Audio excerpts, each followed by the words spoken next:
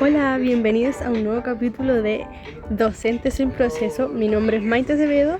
Y el mío, Sofía Nilo, y hoy día hablaremos sobre las transformaciones del sistema educativo en relación a rupturas y continuidades que están hasta el día de hoy. Claro, uno de los temas que podríamos tocar en este capítulo podría ser la dictadura, cómo fue la educación post-dictadura y cómo fue durante.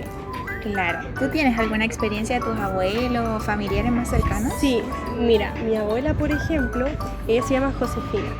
Y ella, por ejemplo, estuvo cursando hasta séptimo básico y tuvo deserción escolar.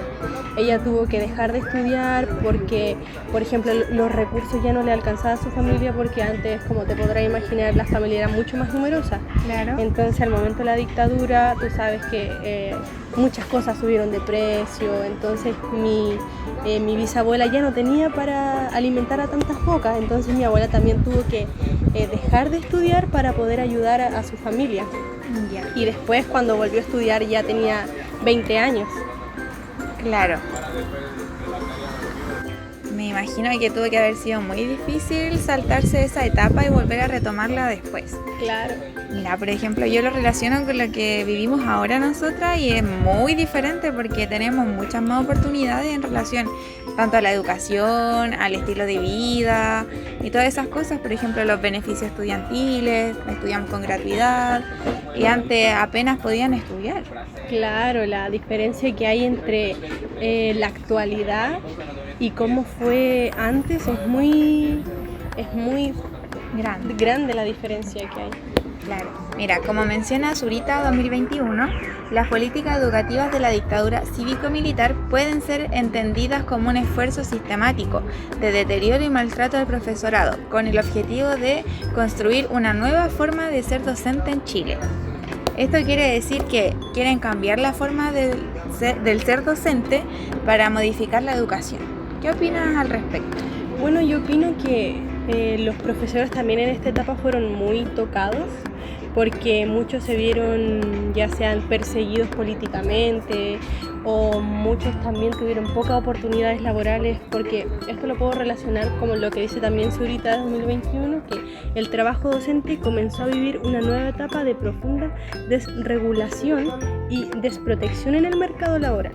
Entonces, claro, aquí uno se da cuenta que el profesor en esa época de Chile fue muy afectado también, tanto ellos como la educación en general. Claro, sí, fueron muy afectados también y, por ejemplo, en la sociedad, los derechos del niño, la convivencia escolar también fue muy diferente en relación a lo que es ahora, porque, por ejemplo, ahora si hay conflicto, existe el equipo de convivencia escolar, te ayudan, te atienden. En cambio, antes los conflictos se resolvían de otra forma, quizás con más violencia y quizás por el mismo contexto que estaban viviendo, porque era contexto de violencia, de maltrato, de reprensión. En cambio ahora lo que tenemos es más libertad, podemos dialogar, nos han enseñado que las cosas se resuelven hablando y no con tanta violencia. Pero además también es importante mencionar que tanto en la actualidad como en el pasado la educación también fue muy mercantilizada en tanto en todo su ámbito, porque si te pones a pensar, la educación antes siempre se fue vista como un negocio, pero actualmente se sigue viendo como un negocio y hay muchos, por ejemplo, colegios que siguen siendo muy caros en tanto en su organización, en sus matrículas. Entonces muchas veces se logra apreciar que en muchas instituciones no se valora tanto el nivel de enseñanza, sino más bien que entre dinero. Y eso es lo malo de que tiene todavía la educación hoy en día y que es algo que se debería cambiar. Claro, y también ahí podemos ver una gran diferencia con los derechos. Por ejemplo, ahora hay más colegios municipales, por ejemplo, ahora está eso de la tómbola, que ahora está la tómbola del sistema de admisión escolar, que es el SAE. Entonces ahora está como más diversificada la educación y no es tan como selectiva, no es ya, si no quedáis acá, tenéis más oportunidades, no es como tan decisiva en ese sentido. Además hay que hablar del sesgo de género que sigue estando muy marcado en la actualidad en la educación, porque por ejemplo anteriormente se veía marcado, ya que las mujeres tenían asignaturas como más domésticas, como bordado, puede ser cocina, cosas así. Los hombres tenían ciencias, finanzas. Entonces, desde un principio fue muy marcado las diferencias de género, pero hoy en la actualidad siguen habiendo diferencias. Claro, quizás no tanto en temas curriculares, pero sí, por ejemplo, en la pedagogía sigue existiendo ese sesgo de género. Por ejemplo, la mayoría de estudiantes de nuestras compañeras son mujeres y hay uno que otro hombre. Y al igual que en el pasado, eran muchas mujeres, eran casi todas mujeres y hombres muy pocos. Y sigue siendo así, por ejemplo, en la pedagogía. Y eso de hecho quedó de las preceptoras, de la feminización del magisterio. Exacto, como la mayoría de las mujeres todavía sigue siendo así. Bueno, con respecto a ello también podemos ver los cambios como dice Falabella 2015, en el 2009, respondiendo a la demanda estudiantil por derogar la LOCE, esta se reemplaza por la Ley General de la Educación, la LGE, que crea una nueva matriz institucional con la Superintendencia y la Agencia de Calidad de la Educación. Esto ha sido un hito muy importante, ya que desde ahí han empezado a cambiar diversos factores de la educación que estamos siendo beneficiadas nosotros. Ahora, cambiando de tema, podríamos hablar de los movimientos estudiantiles que ocurrieron post-dictadura.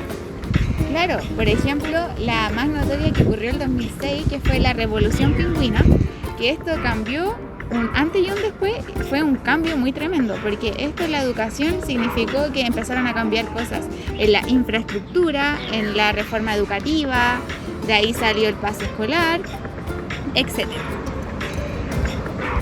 Según Falabella 2015, en el año 2006 entran en el escenario los estudiantes con masivas protestas y una extensiva crítica al esquema neoliberal heredado de la dictadura militar.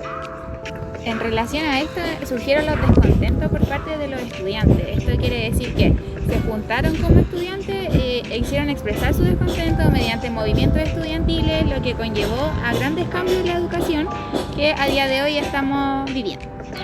Sí, de hecho con eso salieron muchos beneficios, como tú como mencionaste anteriormente, en la gratuidad en la educación, que fue algo que elevó mucho el poder de estudiar a la mayoría de los chilenos. Brindó mucho acceso a la sociedad. Claro, el pase escolar también fue espectacular, aunque muchas veces hoy en día muchos choferes siguen reclamando por eso, pero uno aprovecha su beneficio. Claro. Mira, también como menciona Falabella 2015, los estudiantes cuestionan sentidos comunes instalados en el país, como la desregulación del sector privado, la existencia de establecimientos subvencionados con fines de lucro y el cobro por la educación. Claro, ahora, obviamente siguen existiendo colegios privados, pero eso nos está privando de que muchas personas puedan estudiar y poder profesionalizarse y tener muchas más oportunidades laborales, porque antes no era tan accesible la educación como es hoy en día. Claro, mira, y también podemos ver en conjunto de todas esas cosas que han transformado el sistema educativo en base a las rupturas, todo lo que ha ocurrido, todo nos ha conllevado al día de hoy a tener beneficios de todas las luchas anteriores de los estudiantes, de todos los acontecimientos ocurridos. Nos han llevado a continuar la educación, a tener más beneficios y a ser mejor. Yo encuentro que ha sido mucho mejor la educación, quizás no está tan bien como quisiéramos, pero en relación, comparando la educación anterior con la educación de ahora, es una gran diferencia y hemos sido muy privilegiados. Sí, yo concuerdo totalmente contigo, y gracias a todos esos estudiantes en el 2006 y anteriormente que salieron a protestar sus derechos, es que hoy en día podemos estudiar con total libertad y con más oportunidades. Entonces creo que fue algo que es histórico para la educación y que benefició mucho. Claro, y ya para finalizar, Maite, yo creo que es importante que estos hitos sean recordados siempre por nosotras, por nuestras futuras generaciones, ya que todo esto está siendo mejorado y es en base a ello. Entonces es importante no olvidar todo lo que ha pasado anteriormente para que podamos tener memoria nosotras de que han luchado las demás personas y podemos ser beneficiarios y podemos seguir luchando por cosas mejores. No, y estoy totalmente de acuerdo contigo, pero ¿sabes qué? Yo creo que estas son cosas que nunca se van a olvidar porque están marcadas en la historia de la educación chilena. Entonces, es algo que va a estar siempre y total en las clases de historia, de educación, entonces es algo que siempre se va a saber y siempre uno va, como futura docente, va a tener muy claro quiénes fueron los que ayudaron a construir estos beneficios que estamos viviendo hoy en día. Exactamente, y como docentes también podemos decir a nuestros alumnos, podemos decir a nuestros familiares, a nuestras hermanas que son más chicos, poder seguir recordando la historia, porque en base a eso construimos nuestro futuro. Así que muchas gracias por escuchar nuestro podcast y los invitamos a escuchar el próximo capítulo. Y espero que hayan podido reflexionar junto a nosotras en torno a las transformaciones del sistema educativo y qué tan importantes son las rupturas que marcan la continuidad de la educación. Eso, hasta luego. Chao. Chao.